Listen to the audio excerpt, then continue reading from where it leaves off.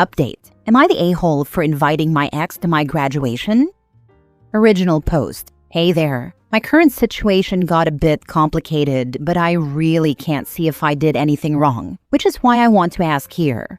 I, 28 female, married my ex-husband, we'll call him Elias, 28 male, straight out of high school after dating for 4 years. Our families didn't have much money, and college for both of us was impossible, so we talked about it and decided that one of us would attend first. We literally flipped a coin, and he was the one to attend college first. We made a contract. I wrote it on a piece of paper because we didn't even have a printer back then. That said that even if we ended up divorcing, the pact of helping me attend college would still stand. He attended college locally, and both sets of parents helped with tuition, books, etc., while I worked to support our household. He graduated, and a year later, life got in our way when he started working and I was preparing to enter college. After another year, he told me he had started to fall in love with a co-worker, we'll call her Lorna, but that he respected and loved me enough not to do anything. He said maybe we got married too young without really thinking it through. We talked a lot, and although I still loved him, it was true that we hurried into marriage. And with how busy we both were, it was obvious we wouldn't make it work for much longer. So we decided to part amicably. He said not to worry about anything because our agreement still stood. Both sets of parents helped me with my tuition and other expenses, and he rented me an apartment near college and gave me money for utilities and groceries, so I didn't need to work.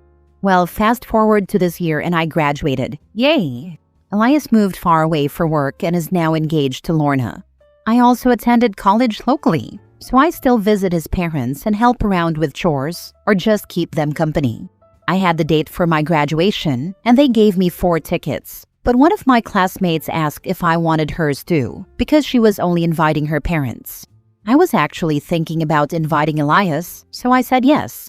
I called him the next day and told him I had extra tickets if he would like to attend with his fiancée. He was actually excited about it and said of course he would, and told me to give him the date so he could request time off to come. We chatted for about 45 minutes, and he also told me not to worry about the apartment because he would continue paying until I got a job. I thanked him, and we hung up. My graduation ceremony was last week. It was very nice, and all my loved ones were there with me. After the ceremony, my ex-in-laws told me they had made a reservation at a restaurant to continue the celebration. At dinner, my ex-in-laws gave me a gift and said that in their hearts, I would always be their daughter. My parents gave me a present and a speech as well, and then Elias gave me a little box. Inside was a cute necklace with a pendant of my initial and a little dragonfly. He said he had it custom made. I was really touched by everyone, so I got up and gave everyone a hug. When I got to Lorna, I said I would hug her, but only if she wanted it. She laughed and said, "Oh no, I think I'm okay." Then I got to Elias and we hugged. He said, "I'm really proud of you, Cricket." And we laughed. He used to call me Cricket because he said I never shut up. Everybody went home shortly after, and I'm pretty sure Elias and Lorna went back to their city. The thing is, since Tuesday, I've been receiving a ton of DMs and text messages telling me I'm a homewrecker, that I should take a hint, and that if the man moved on, why can't I? They're saying I'm obviously still obsessed with him because I've been single since the divorce and leeching off his kindness.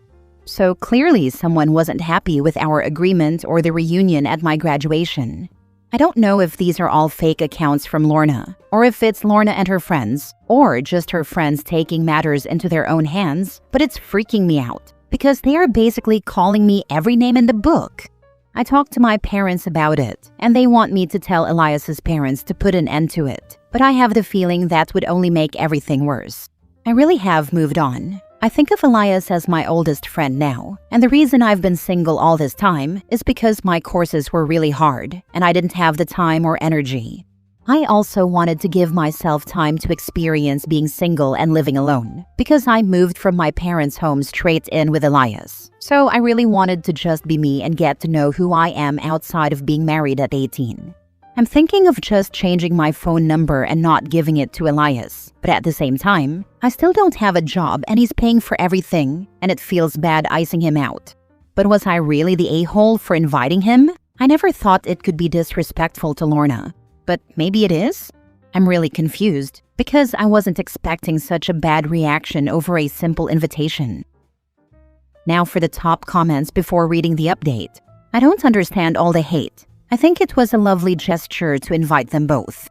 You and your ex sound amazing and mature. You got married too young, but it sounds like you both handled the divorce with integrity. You put him through school, and he put you through school. That he did so after the divorce shows what an upstanding guy he is. Lorna should be proud of him and be secure that he will always do right by her.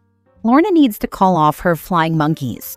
It sounds like Lorna was mad about it and sent her friends to harass you.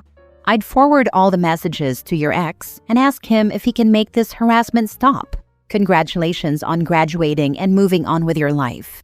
I hate it when people think you've only moved on when you get a new guy. You have moved on by getting your education. Now focus on starting your career. Live your best life and love will find you. A man is the last thing I need right now, haha. Thanks. Not the a-hole. Y'all kept up the agreement. You need to tell him about the messages. She's not being fair to you when the both of you were just following the agreement you made when you put him through school. I wonder if she knows about it now. I never really thought about whether he ever told her or not, but if he didn't, it would explain her behavior. OP, you need to screenshot all messages you get or got regarding this situation and send them to Elias. If he never told her, that's on him. You absolutely do not deserve to be treated as evil for an agreement you and your ex made while still together. Show him the messages. I screenshotted everything when I first got them. I blocked them, but at least on Instagram I still receive some. Now for the update 2 weeks later. I didn't expect to have an update so soon, but a lot of things happened, so I might as well update. I'll do my best to keep everything as chronological as possible. The next morning after I posted, I texted Elias. I didn't want to bother his parents with petty drama, especially because I wasn't 100% sure Lorna was the one behind all of it. So I told Elias I didn't want to make a big fuss over it, but that after they left, I had been receiving pretty offensive texts with a clear message, so it couldn't be someone who didn't know about our agreement. He immediately asked me to send him the messages and the phone numbers. After about 30 minutes, he called and apologized. He said that one of the phone numbers was indeed Lorna's, and the others were her mom's and her sister's, but he didn't recognize the remaining ones. He apologized again and told me he would handle it, and I left it at that. After a couple of hours, I received a new message on WhatsApp from an unknown number asking me if I was happy meddling in another relationship and telling on her, saying that I tried to ruin her relationship and other things. I sent it to Elias and blocked the number. I didn't hear anything from anyone until 2 days ago when I went to pick up Elias's parents to take them to the mall and found him there. I was confused and asked him what happened, and he told me we would talk later. He offered to take his parents instead of me, but they refused, telling him we already had a date scheduled and he wasn't invited.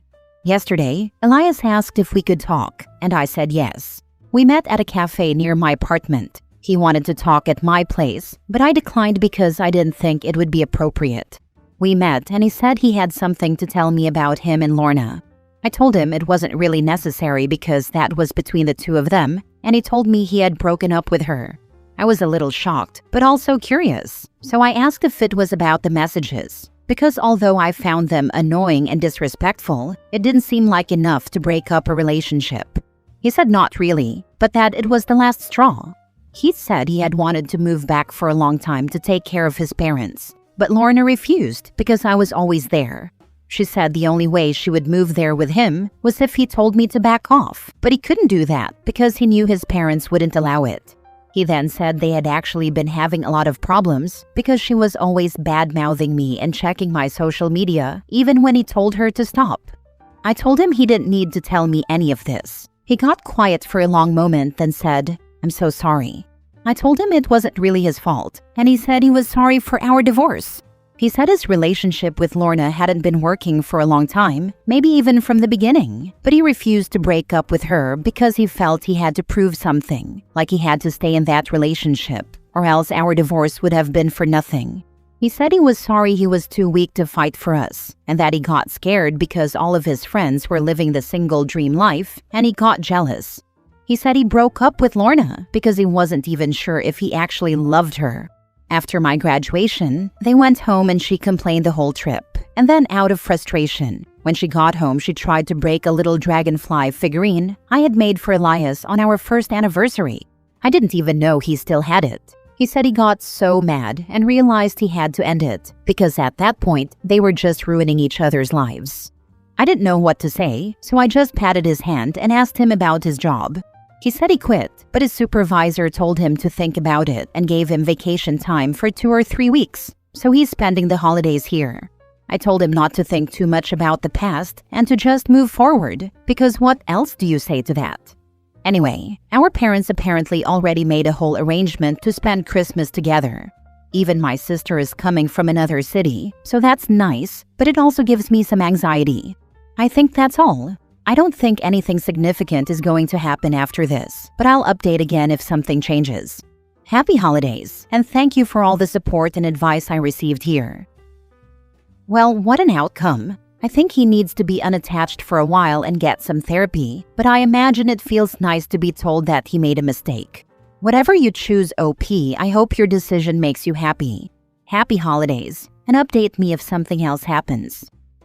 Honestly, I had to tell myself I wasn't the problem for a while, but hearing it from him did feel nice. Like closure, maybe? He left you for her, and now he left her for you, and he's trying to get back with you. Expect some kind of a move from him during the holidays. I'm not saying you should get back with him, just be prepared. To be honest, I feel like he needs to be single for a long time before entering another relationship. Maybe even therapy or something like that. Yes, I agree. That's the healthy way. But you know, there are people who cannot be alone and jump from relationship to relationship. Plus, he's sorry for what he's done to you and maybe wishes he could go back and undo the divorce, so to speak. Anyway, of course you know him best. Oh, and congratulations on your graduation. I can't lie and say no feelings were stirred when he said what he said, but I feel like it's better to just leave everything in the past. Last story. Am I the a-hole for telling my parents I hate them, and I hope they enjoy being alone with my sister when I turn 18? I, 17 male, have a sister, 15 female, and we share the same parents, 49 and 48.